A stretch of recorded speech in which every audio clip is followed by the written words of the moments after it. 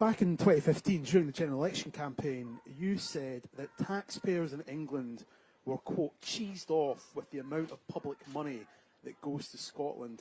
Can I ask, is that still your view? And if you won power, would you look to scrap the Barnett formula? The Barnett formula, it seems to me, is really somewhat out of date. What I'd like to see is a Scottish government that's able to raise a bit more of its own revenue and a Scottish economy that has actually got genuine growth. And I don't believe that can happen without this sector booming.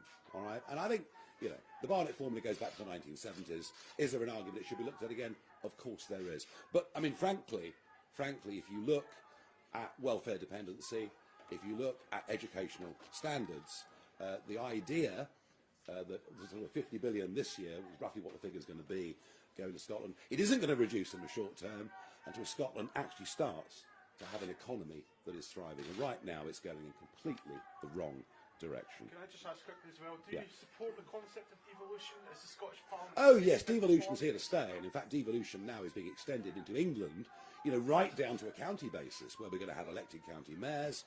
No. Devolution is here to stay. Sadly, over the course of the last 20 years or so, devolution doesn't appear to have worked very well. I mentioned education. I could talk about 800,000 plus on the NHS waiting list. It hasn't worked out very well. Doesn't mean devolution's wrong. It means the people running